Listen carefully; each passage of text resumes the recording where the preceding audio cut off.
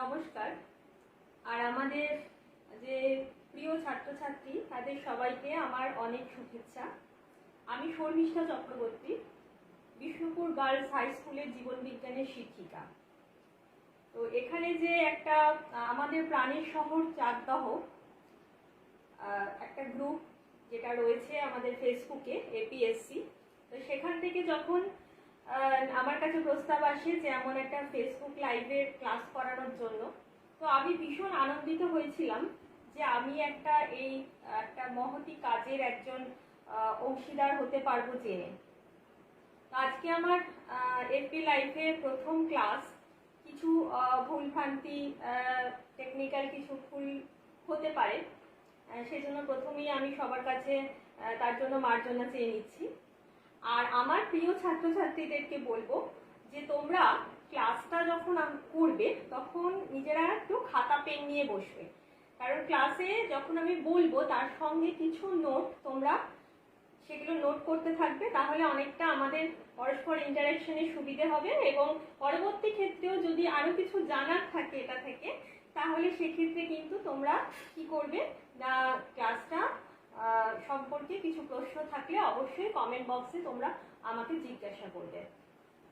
তো আজকে আমরা ক্লাস 9-এর একটা তৃতীয় অধ্যায় যেটা আছে জৈবনিক প্রক্রিয়া, সেই জৈবনিক প্রক্রিয়ার মধ্যে আজকের বিষয়টা হচ্ছে উদ্ভিদের খনিজ পুষ্টি।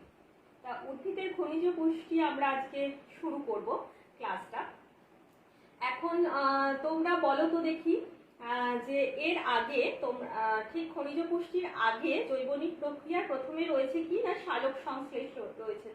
তো সালোক সংশ্লেষ হতে তোমরা পড়েছো নিশ্চয়ই। তা সেখানে দেখেছো যে গাছ কি করে না, খাদ্য তৈরি করে। খাদ্য তৈরি করে কোথায় না, পাতায়। শর্করা জাতীয় খাদ্য, গ্লুকোজ তৈরি করে।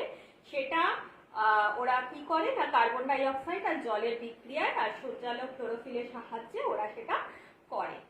এখন ভাবো যে আমরা প্রাণীরা কিন্তু বিভিন্ন প্রকার, আমরা যেহেতু নিজেদের খাবার নিজেরা তৈরি করতে পারি না, আমরা কিন্তু কি করি, বাইরের থেকে খাবার আমরা সংগ্রহ করি, তাই তো?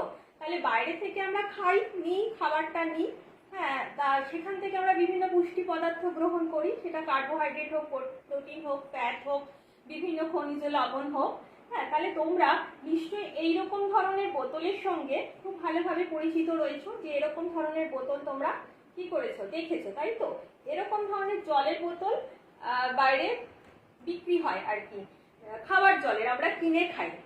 তা বলো তো যে এই বটলগুলোকে কি বলে? তোমরা সবাই জানো এগুলো হচ্ছে কি না, মিনারেল ওয়াটারের বটল বলা হয়।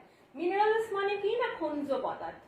তার মানে ওই জলটার মধ্যে কি দেওয়া থাকে না, কিছু বাড়তি মিনারেলস যোগ করা থাকে, যাতে কিনা আমাদের শরীরে কিছু যে খনিজ পদার্থের প্রয়োজনীয়তা, যেগুলো আমরা বিভিন্ন খাবারের মাধ্যমে পাই, সেই সঙ্গে কিছু জলের মধ্যেও থাকে, সেই জলের থেকে আমরা গ্রহণ করি।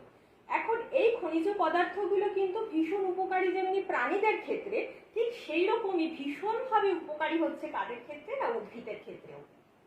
এখন ভাবো যে উদ্ভিদরা কোথা থেকে এই মিনারেলস বা খনিজ পদার্থগুলো শোষণ করবে বা পাবে? তা ওদের যে করে, ওরা হচ্ছে মাটির নিচে, তোমরা জানো যে মূলরোমের সাহায্যে ওরা জল গ্রহণ করে, আর জলের সঙ্গে কিছু লবণও ওরা গ্রহণ করে। ওরা বাতাস থেকে কার্বন ডাই অক্সাইড নেয়, হ্যাঁ, সেই সব নিয়ে ওরা খাবার তৈরি করে।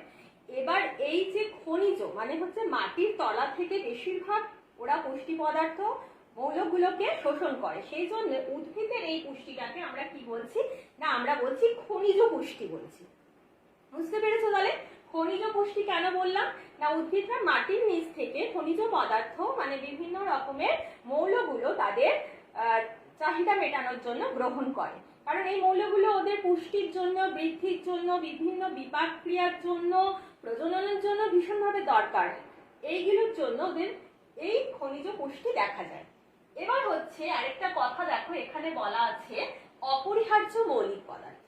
এখন উদ্ভিদ যে সমস্ত এই খনিজ মৌলগুলো শোষণ করে, সেটার সংখ্যা হচ্ছে, উদ্ভিদের খনিজ মৌলের টোটাল সংখ্যা হচ্ছে কত না, 60টার মতন। এখন পর্যন্ত জানা গেছে যে 60টার মতন মৌল উদ্ভিদ কি করতে পারে, নিতে পারে, ওদের পুষ্টির জন্য গ্রহণ করে। কিন্তু এই সবকটা খনিজ মৌল যে একই রকম গুরুত্বপূর্ণ কিন্তু নয়, তার মধ্যে পাওয়া গেছে 16টা পাওয়া গেছে। সেই 16টা মৌলিক পদার্থ ভীষণভাবে দরকার উদ্ভিদের পুষ্টি, বৃদ্ধি, তাদের প্রজনন, এই কিছুর জন্য তাদের প্রচন্ড পরিমাণে প্রয়োজন। কারণ হচ্ছে এই মৌলিক পদার্থগুলোর কোনো কি নেই, বিকল্প নেই যে এগুলোর অভাব হলে অন্য কিছু দিয়ে সেই চাহিদাটা মিটিয়ে দেওয়া যাবে, এমন কিন্তু নয়, মানে ওগুলো লাগবেই। সেই জন্য ওগুলোকে বলা হচ্ছে কি না অপরিহার্য মৌলিক পদার্থ। তাহলে 60টা খনিজ পদার্থ উদ্ভিদ গ্রহণ করতে পারে, কিন্তু তার মধ্যে 16টা হচ্ছে ভীষণভাবে দরকার, সেই জন্য এটাকে বলছে অপরিহার্য মৌলিক পদার্থ। এবার দেখো এই অপরিহার্য মৌলিক পদার্থগুলোকে আবার দুভাগে ভাগ করা হয়েছে। কি লিখেছি দেখো, ম্যাক্রো পরিপোষক, মাইক্রো পরিপোষক। তাহলে ম্যাক্রো কথাটার মানে হচ্ছে বেশি পরিমাণ, পরিপোষক মানে হচ্ছে কি না যেগুলো আমাদের পুষ্টির জন্য, উদ্ভিদ বলো প্রাণী বলো, যেগুলো আমাদের পুষ্টি দেয় সেই সমস্ত খাদ্যগুলোকে আমরা পরিপোষক বলি, ইংলিশে যাকে নিউট্রিয়েন্টস বলা হয়। তাহলে ম্যাক্রো পরিপোষক বা ম্যাক্রো নিউট্রিয়েন্টস। আর মাইক্রো কথাটার অর্থ হচ্ছে কম পরিমাণ, অল্প পরিমাণ, তাহলে মাইক্রো পরিপোষক বা মাইক্রো নিউট্রিয়েন্টস। ম্যাক্রো পরিপোষক তাহলে নিশ্চয়ই কথার মধ্যে দিয়েই তোমরা বুঝতে পারলে যে ম্যাক্রো পরিপোষক কাকে বলবো। ম্যাক্রো পরিপোষক হচ্ছে সেগুলোই যে উদ্ভিদের পুষ্টির জন্য, বৃদ্ধির জন্য, প্রজননের জন্য যেগুলো উদ্ভিদ দেহে বেশি পরিমাণে প্রয়োজন হয়, তাকে আমরা বলবো কি না ম্যাক্রো পরিপোষক। আর মাইক্রো পরিপোষক আমরা কাকে বলবো না উদ্ভিদের পুষ্টি, বৃদ্ধি এগুলোর জন্য জৈবনিক যে বিভিন্ন শারীরবৃত্তীয় ক্রিয়া আছে সেইগুলো চালাতে গেলে যে পরিপোষকগুলো বা যে অপরিহার্য মৌলিক পদার্থগুলো উদ্ভিদের কম পরিমাণে প্রয়োজন হয় সেগুলোকে আমরা বলবো কি না মাইক্রো পরিপোষক। মাইক্রো পরিপোষকের আরেকটা কথা বিভিন্ন বইতে পাবে যে মাইক্রো পরিপোষককে আমরা বাংলায় স্বল্পমাত্রিক মৌলিক উপাদান বলি বা ট্রেস এলিমেন্ট বলি। সেরকম ম্যাক্রো পরিপোষককে আমরা অতিমাত্রিক মৌলিক পদার্থ বলি। এইরকম বিভিন্ন বইতে আলাদা আলাদা টার্মস ইউজ করা হয়েছে। ম্যাক্রো পরিপোষকগুলো এবার দেখি কি কি রয়েছে। হ্যাঁ, আমরা দেখি, আমরা 10টা ম্যাক্রো পরিপোষকের নাম এখানে লিখেছি। কি কি সেটা দেখবো। একটা দেখো, nitrogen, magnesium, potassium, calcium, iron, এটা হচ্ছে carbon, hydrogen, oxygen, phosphorus, sulphur. তাহলে 10টা লিখেছি।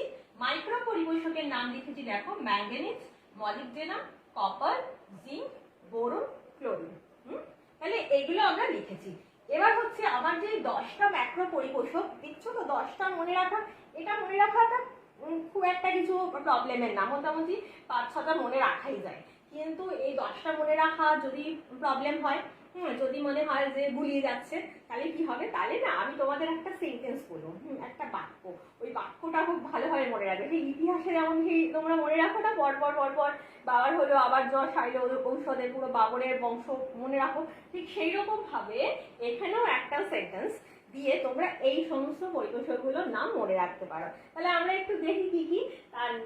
এরপর আমরা যদি এখানে বলি কি না, এটা বলবো নেইমার, নেইমার।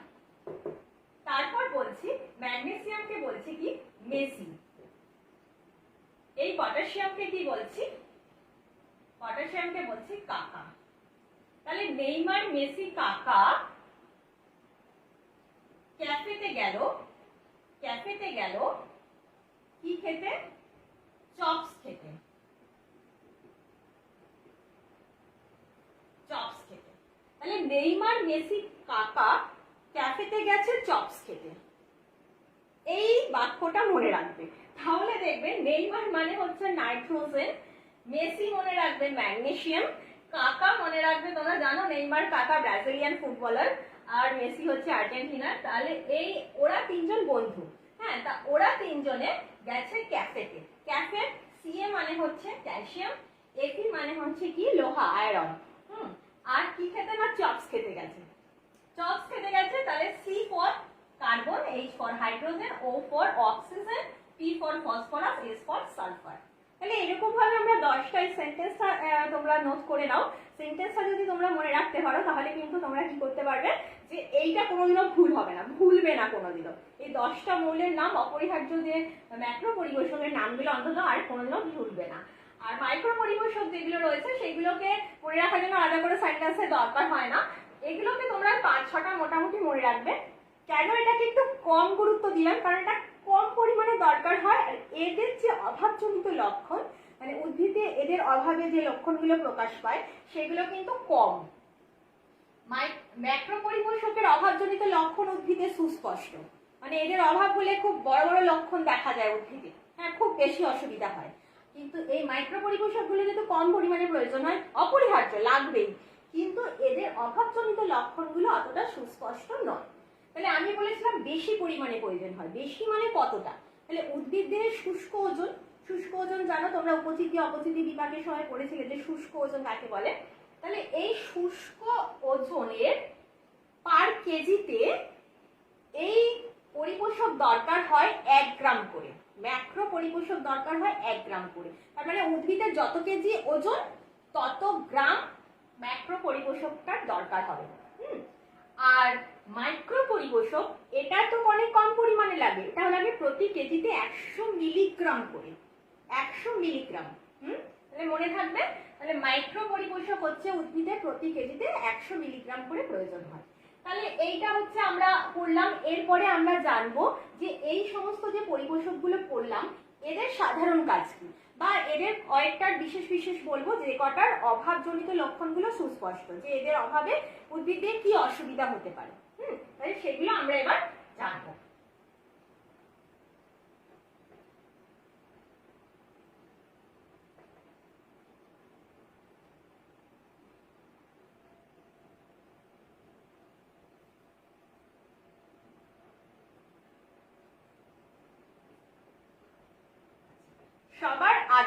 সবার প্রথমে আসছি কি না, নাইট্রোজেনের কথায় আসছি। তাহলে সবার আগে নাইট্রোজেন।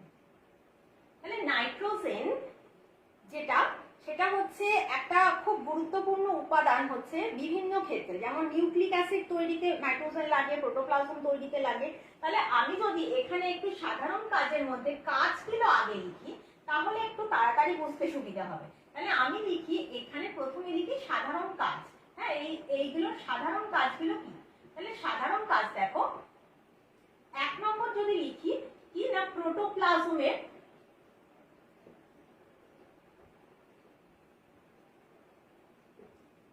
গঠন। তাহলে প্রোটোপ্লাজমের গঠন, প্রোটোপ্লাজমের গঠন করতে কি কি মৌল দরকার হয়? দেখো প্রোটোপ্লাজমের গঠনের জন্য কি কি লাগে না, কার্বন, হাইড্রোজেন, অক্সিজেন, নাইট্রোজেন, এগুলো কিন্তু সব প্রোটোপ্লাজমের গঠনে লাগে। আর কি থাকে দেখো, প্রোটোপ্লাজমের মধ্যে আর কি কি থাকে বলো তো? নিউক্লিক অ্যাসিড থাকে, ক্লোরোফিল থাকে, তাই না? এবার নিউক্লিক অ্যাসিড তৈরির একটা গুরুত্বপূর্ণ উপাদান কিন্তু নাইট্রোজেন। কারণ নিউক্লিক অ্যাসিড তোমরা 2 প্রকারের জানো, কি কি জানো না, ডিএনএ জানো আর আরএনএ এর কথা জানো। আর ডিএনএ আর আরএনএ তে কি থাকে না, ডিএনএ আর আরএনএ তে থাকে নাইট্রোজেন বেস বা নাইট্রোজেন যুক্ত ক্ষার, অ্যাডিনিন, গুয়ানিন, এগুলো থাকে। তো তাহলে এইগুলো তৈরি করতে কি লাগে না, নাইট্রোজেন। এগুলো নাইট্রোজেন ঘটিত ক্ষার। তাহলে নাইট্রোজেনের অভাব হলে কিন্তু প্রোটোপ্লাজমের গঠন ঠিকঠাক হবে না উদ্ভিদের, তাই না? এবার দেখো আর কি বললাম না, ক্লোরোফিল। প্রোটোপ্লাজমের মধ্যে তো ক্লোরোফিলও থাকে। এবার এই ক্লোরোফিল গঠনেরও আরেকটা গুরুত্বপূর্ণ উপাদান দেখো কি কি লাগে, কার্বন, হাইড্রোজেন, অক্সিজেন, নাইট্রোজেন, সেই সঙ্গে আরেকটা লাগে, সেটা হচ্ছে কি না, ম্যাগনেসিয়াম, আয়রন। এইগুলোও কিন্তু লাগে, এগুলোও কিন্তু একটা ক্লোরোফিল গঠনের গুরুত্বপূর্ণ উপাদান। তার মানে এইগুলোরও অভাব যদি হয়, ক্লোরোফিলের গঠন কি হবে না, ঠিকঠাক হবে না, ক্লোরোফিল ঠিক মতো কাজ করবে না। সেক্ষেত্রে কি দেখা যাবে না, উদ্ভিদের যে সবুজ পাতাগুলো সেগুলো কি হয়ে যাবে না, হলুদ হয়ে যাবে। এই রোগটাকে আমরা কি বলবো, ক্লোরোসিস বলবো। তাহলে তুমি দেখো যে ম্যাগনেসিয়াম বলো, আয়রন বলো, নাইট্রোজেন বলো, এইগুলোর এই মৌলের 3টের অভাব হলেই কিন্তু উদ্ভিদের কি হয়ে যায়, সবুজ পাতাটা কি হয়ে যায় না, হলুদ হয়ে যায়। হ্যাঁ, শুধু পাতা নয়, ওদের যে আন্তঃশিরা ক্লোরোসিস দেখা যায়। মানে হচ্ছে কি, যে উদ্ভিদের পাতার মধ্যে যে শিরাগুলো আছে না, শিরার মাঝখানে মাঝখানে জায়গাগুলো হলুদ হলুদ হয়ে যায়, তাকে আন্তঃশিরা ক্লোরোসিস বলে। তাহলে এইগুলো হচ্ছে কিন্তু, আমি একই সঙ্গে সাধারণ কাজটা বলছি এবং নোট করবে যে কোন কোন মৌলের অভাবে আমি কি বললাম, ক্লোরোসিস রোগটা হয়, সবুজ পাতা হলুদ হয়ে যায়, আন্তঃশিরা ক্লোরোসিস হয়, এগুলোও কিন্তু আমি পরপর বলে বলে যাচ্ছি, তাই না? তাহলে এটা হলো। এরপরে দেখো আমরা সাধারণ কাজ যেটা বলবো, সাধারণ কাজ। তাহলে প্রোটোপ্লাজম গঠন একটা সাধারণ কাজ ছিল। নেক্সট সাধারণ কাজ যেটা বলবো সেটা হচ্ছে কি উৎসেচকের গঠন। উৎসেচকের গঠন তোমরা জানো যে উৎসেচক মানে তারা কি হয়, প্রোটিন ধর্মী হয়। তাহলে প্রোটিন তৈরি করতে আবার কাকে লাগবে? প্রোটিন তৈরি করতে তো নাইট্রোজেন অপরিহার্য, তাই না? কার্বন, হাইড্রোজেন, অক্সিজেন লাগেই। সেটা প্রোটিন তৈরি করতেও লাগে। প্রোটিনের গঠনগত উপাদানের মধ্যেও আছে, কার্বোহাইড্রেটের মধ্যেও আছে, ফ্যাটের মধ্যেও আছে, এগুলো আছেই। কিন্তু নাইট্রোজেন কিন্তু অবশ্যই প্রোটিন তৈরিতে দরকার হয়, কোনো কোনো ক্ষেত্রে সালফারেরও প্রয়োজন হয়। তাহলে এইগুলোর যদি অভাব হয় তাহলে কি হবে না, উদ্ভিদের যে বিভিন্ন উৎসেচকগুলো সেই উৎসেচকগুলো তৈরি হবে না, তাই না? আর কি না, উৎসেচককে সক্রিয় করার জন্য কিছু মৌলর প্রয়োজন হয়। উৎসেচকের কার্যকারিতা, হ্যাঁ, উৎসেচকের সঙ্গে সেগুলো কাজ করে, কোফ্যাক্টর রূপে কাজ করে। তাহলে সেই ক্ষেত্রেও কিন্তু আমাদের এই খনিজ মৌলগুলো দরকার হয়। যেমন কিনা ধরো এইখানে উৎসেচকের গঠন, তাহলে আমি এখানে পয়েন্টটা কি লিখতে পারি, উৎসেচকের গঠন ও সক্রিয়করণের জন্য। সক্রিয়করণ, তাহলে এইগুলোর জন্য অবশ্যই দরকার হয় কাদের না, নাইট্রোজেনের দরকার হয়, যেহেতু সব উৎসেচক প্রোটিন ধর্মী হয়। কার্বন, হাইড্রোজেন, অক্সিজেন তো লাগেই, ওটা বললাম না। আর হচ্ছে কি, সক্রিয় করতে বিভিন্ন আয়ন লাগে, যেমন কিনা Mn2+, তারপরে ধরো K+, হ্যাঁ, এগুলো কিন্তু, বা Mg, এগুলো আয়ন হিসেবে বিভিন্ন উৎসেচকের কোফ্যাক্টর রূপে কাজ করে। নেক্সট দেখো কি আসছে, 3 নম্বরটা বলবো সাধারণ কাজের মধ্যে, সেটা হচ্ছে কি জারণ বিজারণ বিক্রিয়া। উদ্ভিদের ক্ষেত্রে জারণ বিজারণ বিক্রিয়ার কখন দরকার পড়ে না, উদ্ভিদের যখন ইলেকট্রন বাহকের মাধ্যমে বিভিন্ন শারীরবৃত্তীয় কাজ হয়। ইলেকট্রন বাহকের মাধ্যমে শারীরবৃত্তীয় কাজ কি কি হয় দেখো, সালোক সংশ্লেষ। সালোক সংশ্লেষের সময় মনে আছে তো, পড়েছিলে না যে আলোক দশায় যখন সে কি করে না, সূর্যালোক শোষণ করে, ক্লোরোফিল উত্তেজিত হয়, হ্যাঁ, ক্লোরোফিলের সক্রিয়করণ ঘটে এবং সেখান থেকে একটা কি হয়, ইলেকট্রন বেরিয়ে যায়। তাহলে ইলেকট্রন আবার বিভিন্ন বাহকের মাধ্যমে পরিবাহিত হয়ে আবার ক্লোরোফিলে ফিরে আসে। তাহলে ইলেকট্রনকে বহন করার জন্য বিভিন্ন আয়নের, বিভিন্ন তোমার উৎসেচকের দরকার হয়। সেই যে জারণ বিজারণ বিক্রিয়া, সেই জারণ বিজারণ বিক্রিয়ায় কিন্তু যে বিভিন্ন ইলেকট্রন বাহক কাজ করে, তার মধ্যে পেরিডক্সিন আছে, সাইটোক্রোম আছে, এইগুলো তৈরি করতে গেলে আয়রন, এগুলোর গঠনগত উপাদান হিসেবে আয়রন কিন্তু অপরিহার্য। তাহলে আমরা দেখতে পাচ্ছি যে জারণ বিজারণ বিক্রিয়ায় সাধারণত যে সমস্ত মৌলগুলোর একাধিক যোজ্যতা আছে তারা এই জারণ বিজারণ বিক্রিয়ায় উদ্ভিদকে সাহায্য করে। আরেকটা জারণ বিজারণ বিক্রিয়া দেখা যায় শ্বসনের সময়, তোমরা দেখবে, শ্বসন তো এখনো তোমরা আসোনি, শ্বসনের সময় দেখবে যখন হচ্ছে একদম শ্বসনের থার্ড স্টেজে প্রান্তীয় শ্বসন হয়, হ্যাঁ, ইলেকট্রন ট্রান্সপোর্ট সিস্টেম, তখন দেখবে যে ওখানেও জারণ বিজারণ বিক্রিয়ার দরকার হয়। সেইখানে দেখো কি কি আয়নগুলো কাজ করে, যাদের কিনা পরিবর্তনশীল যোজ্যতা আছে। কাদের পরিবর্তনশীল যোজ্যতা আছে দেখো, আয়রন কিন্তু ফেরাস হিসেবে পাওয়া যায়, আবার আয়রন ফেরিক হিসেবেও পাওয়া যায়, তাই না? কপারকে কিউপ্রাস হিসেবে পাওয়া যায়, আবার কপারকে কিউপ্রিক হিসেবেও পাওয়া যায়। তাহলে এদের পরিবর্তনশীল যোজ্যতা আছে। তাহলে যাদের এরকম পরিবর্তনশীল যোজ্যতা আছে তারা কিন্তু বিভিন্ন জারণ বিজারণ বিক্রিয়াতে অংশগ্রহণ করে। তাহলে এটা হচ্ছে, এটা আরেকটা সাধারণ কাজ আমরা বললাম। এবার নেক্সট দেখো 4 নম্বর যেটা বলবো সেটা হচ্ছে কি না, জল সাম্য নিয়ন্ত্রণ। জল সাম্য নিয়ন্ত্রণ, জল সাম্য নিয়ন্ত্রণ মানে হচ্ছে উদ্ভিদের জল প্রবেশ করা এবং প্রবেশ করার পরে বিভিন্ন অঙ্গে জলের যে সমতা সেটাকে নির্ণয় করা বা সেটাকে নিশ্চিত করা। কোন কোন মৌলগুলো তাদের সাহায্য করে?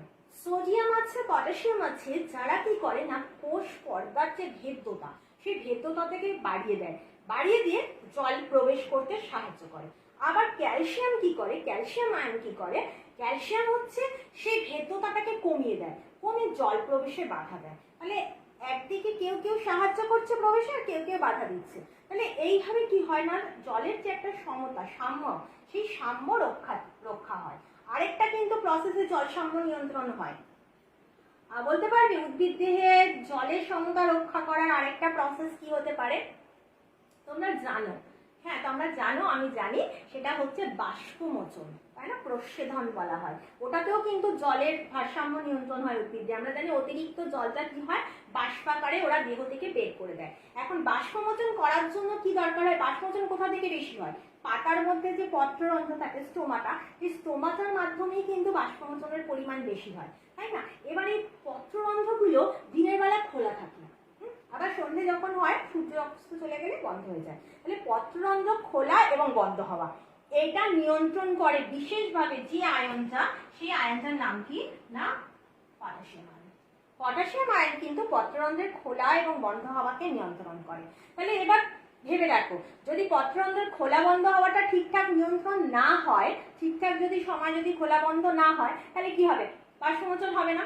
আবার পত্ররন্ধ্র খোলা বন্ধ যদি ত্রুটিপূর্ণ হয়, সেখানে যখন সালোক সংশ্লেষ, সেই সময় কার্বন ডাই অক্সাইড ঢুকবে না, খাবার তৈরি করতে পারবে না উদ্ভিদ, তাহলে সালোক সংশ্লেষে বিঘ্ন ঘটবে, বাষ্পমোচনে বিঘ্ন ঘটবে, শ্বাসকার্যে বিঘ্ন ঘটবে, বিভিন্ন কাজে কিন্তু পত্ররন্ধ্রের খোলা বন্ধটা ভীষণ ইম্পর্টেন্ট, এবং সেটা নিয়ন্ত্রণ করে কিন্তু আমাদের একে না পটাশিয়াম আয়ন। বুঝা গেল?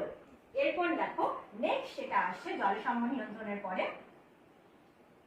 5 নম্বরটাকে আমরা বলতে পারি যে বাফার ক্রিয়া।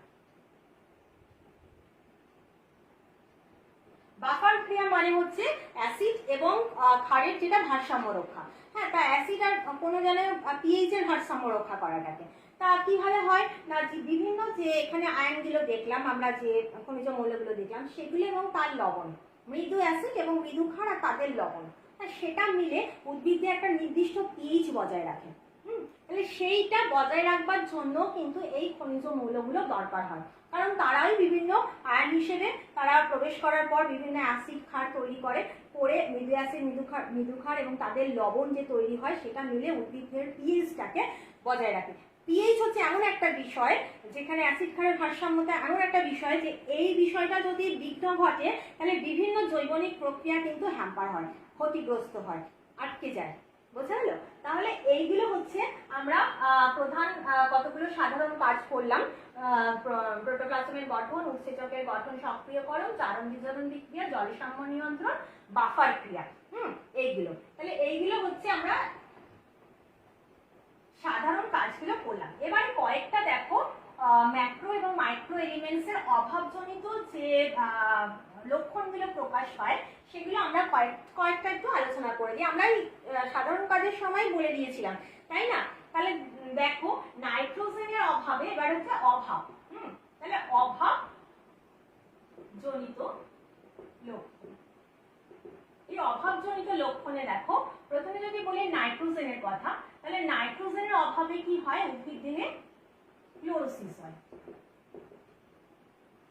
তাহলে শুধুমাত্র নাইট্রোজেন না, ক্লোরোসিস কিন্তু এই সবুজ পাতা হলুদ হয়ে যাওয়ার আরো কিছু মৌলের অভাবে হয়। সেগুলো বলো তো কি কি বলেছিলাম না? এটার সঙ্গে আর কি কি বলেছিলাম বলো তো? পটাশিয়ামের কথা বলেছিলাম, আন্তঃশিরা ক্লোরোসিস দেখা যায়, তাই না? তারপর আর কি কথা বলেছিলাম বলো তো? ম্যাগনেসিয়ামের কথা বলেছিলাম, তাই না? আর কি বলেছিলাম বলো তো?